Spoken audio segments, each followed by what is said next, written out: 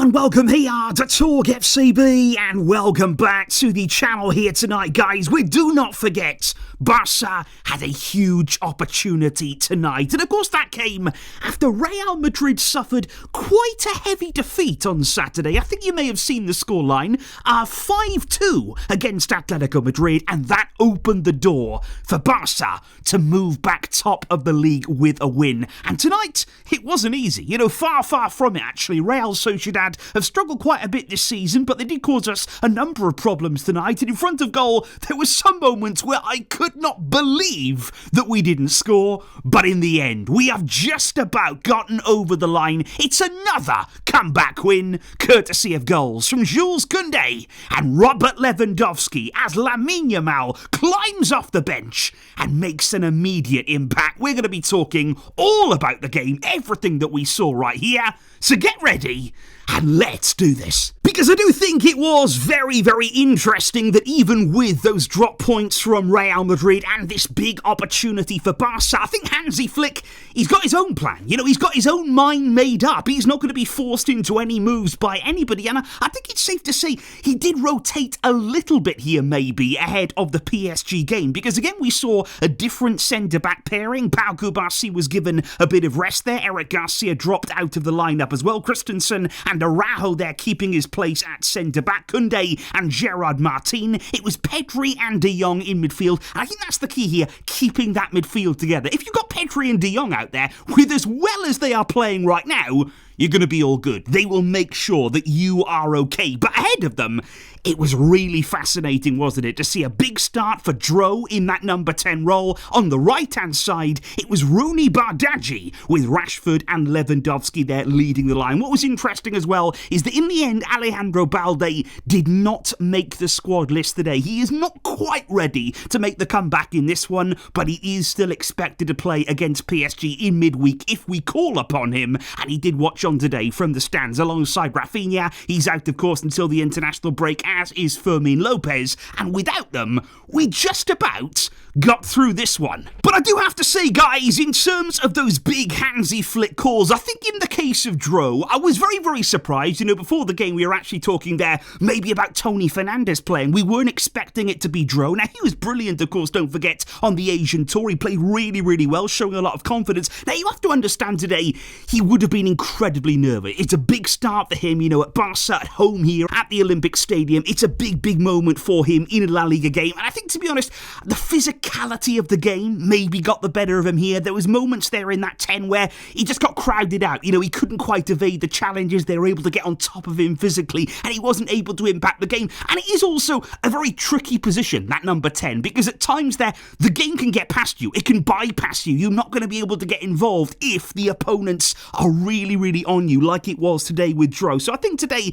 let's not put too much emphasis on this performance. He did find it difficult. He did come off then at half-time, but I think that was even more interesting because I think Dro starting today wasn't only a chance for him, but it was also Hansi Flick saying to Dani Olmo, look, you've got to perform. I don't care if Fermin is out. It doesn't mean you're going to play no matter what. You've got to raise your level. You've got to step up. So I think it was also Flick today sending out that message to Dani Olmo, who did come on very early on, like I say, in the second half. He did have an impact on the game. He did help us there to take the lead, of course. And that's important here, to just send out those messages and make sure that everybody is playing at their very, very best. And I would just say, guys, that honestly, in that first half from Barca, especially the opening exchanges of the game, the first sort of 30 minutes or so, we didn't do a great deal. It wasn't quite the free-flowing football that we've come to expect from Flick's Barca. There weren't too many attempts on goal there. It took a bit of time, I think, for those attacking players to sort of start gelling together. These players have not played together all that often, of course, but there was a really nice training ground routine from a corner kick, in that first half there. It was a brilliant little ball in. Frenkie de Jong flicks it on to Marcus Rashford, who's in a great position there centrally, and to be honest, he should score. He would expect to score from that kind of position. I think in the end there, Rashford doesn't quite get the contact on the ball that he wanted and that he needed from that area, but it was a great move though, and we are seeing Barca paying more and more attention to these set-piece routines, and I think Rashford in general today, guys, he did make things happen again. You know, it didn't all come off for him. Again, I think he could have easily scored 1 or maybe 2 goals today. He did get an assist, of course, later on, but I do think with Rashford, he makes stuff happen. You know, he'll get hold of the ball, he'll run at defenders, you know, even if it doesn't always come off. There was times where he gave the ball away, there was times where he got dispossessed, but he will try and drive forward, and he'll try and give us a different kind of look. And again, there's those shots from distance that we saw again today that certainly carry their own threat. But of course, Real Sociedad took the lead in this game, and it was on the half-an-hour mark, and you can see right here, Gerard Martin, he's that bit deeper than the rest of his defenders. Now, at Barca, if you're in that position, if you are just that little bit off in terms of the line, you will get caught, you know, you will get hurt, and that's initially there, the play goes on, and then it's a very easy ball across the box, and I can't believe, really, that we just allowed Odriozola to get forward there, just saunter forward, completely unmarked, and it's an easy goal. Nothing at all, by the way, that Szczesny could do with that one, so certainly not on him, but poor there that Barca did allow that goal to happen, and so easily, really, from Real Sociedad's perspective, and of course, from then on in, it was, you know, how can we get back in the game? How quickly can we get that equalising goal? And I've got to say, this moment was absolutely outrageous here when Kounde, of course, puts a really dangerous ball in. I thought, first of all, well, it's going to be an own goal. Surely there, they can't stop that. They're in a really awkward kind of position right in front of their own goal. That ball is going in. Now, Ramiro, from nowhere, just clambers that away. Absolutely incredible. But then it falls to Pedri, and you're like, oh, great, you know, thankfully here, we've got the rebound. He's going to smash this in.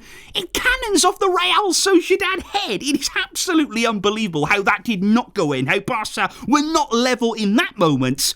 But I tell you what, it was important there, the way that we did respond before half-time, the way that we did hit back quite quickly after going behind, you know, that was important here. He didn't want to let that go on to the second half. He didn't want to go in 1-0 down and with that bit more work to do as we moved into the second. So to get that equaliser when we did, it was going to be absolutely key in the game. And of course, Kounde got it, but just before he scored, I don't know if you guys also saw this, he got his hair pulled inside of the penalty area. They had a good pull on his hair there, and I think Kounde's thinking, excuse me, I don't want that, you know, can you please not do that here? That's inappropriate, it really is. So then he thought, you know what, from the corner, I'm going to head this in. I'm a little bit tired of that, didn't like getting my hair pulled.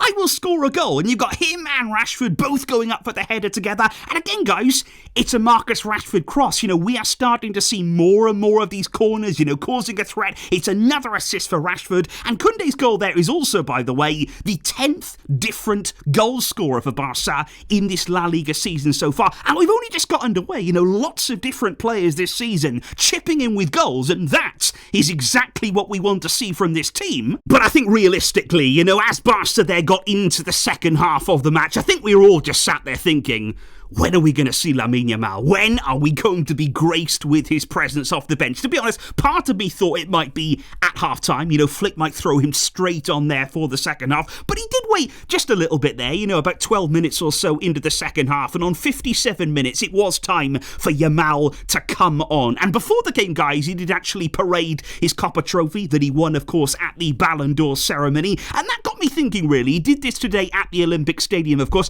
I'm just wondering here, did Yamal wait to win the Ballon d'Or until he could present it in front of a packed Camp Nou? You know, that's my thinking here. That's going to come. That moment will arrive with us, and probably in the very near future. Because, well, Yamal came on, and Yamal helped us score the winning goal. It's as simple as that. This guy makes things happen. He is different level. It's unbelievable. And when I say immediately, it was literally immediate there. He stepped on the field, got on the ball, and he's setting up a goal. It was absolutely incredible there. 1 versus 1, you're never going to stop Yamal. If he gets you in that position, go home now. Run home. Get out of the stadium. You are toast. Because the way there that he just evades his marker, chips the ball in. Can he find the final pass? Of course he can. He's Lamine Yamal. It's a wonderful little floated ball in there to Lewandowski. And I do have to give credit again here to Lewandowski. He's got a really really, really good header in the last game, and this one was a different type of header, but it's a very, very clever one, of course. He's got so much experience in these areas. You know what he's capable of, but he just heads it back across goal, back where it came from, and that sends the goalkeeper in the completely wrong direction there, in off the post.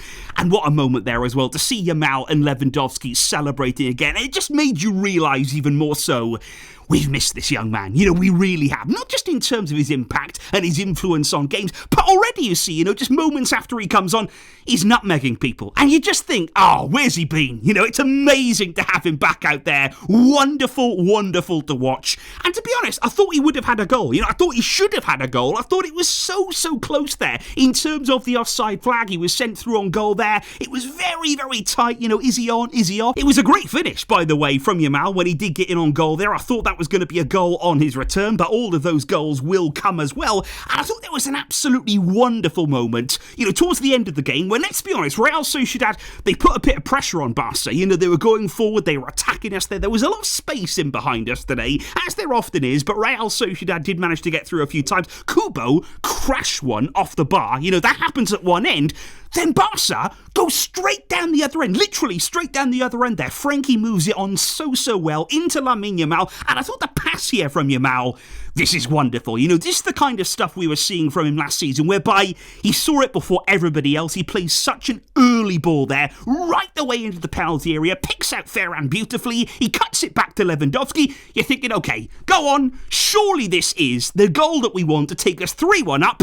It comes off the bar as well. He clatters one off the bar. It bounces down, doesn't quite go in, and somehow we don't have the third goal. But yeah, Lamine Yamal, the way that he just came on, the way that he just picked up basically where he left off, that is a sign of a genius play. We used to see this kind of stuff when Messi got injured. It didn't happen very often. Messi certainly in the later years did not pick up injuries. He didn't miss much time at all. But whenever he did, he'd come back like nothing ever happened. Like he'd never missed a single minute. And that was what it was like today with Yamal stepping off the bench, having that extraordinary impact immediately, and just doing everything, all in the space of, say, half an hour. He was absolutely fantastic, and what a time to return ahead of the PSG game that we have coming on Wednesday, guys. But right here and now, it's time to celebrate. We are back at the top of the La Liga table. That is where we belong. That is our rightful place. And please do let me know in the comments down below, what did you make of today's game? What did you make of the overall performance from Barca? Was it a little bit lackluster at times? Could we have done a little bit more? But what did you make of the performance of Yamal? There were so many other phenomenal players too. Pedri, of course, every game. He is extraordinary. But just let me know, guys, how you are feeling right here on this Sunday night. I will see you soon. Lots of build-up coming on the channel and lots of excitement in these next few days to come. I will see you then for all of that. Thank you indeed for joining me. But until next time, as always, Vejka, El Barça.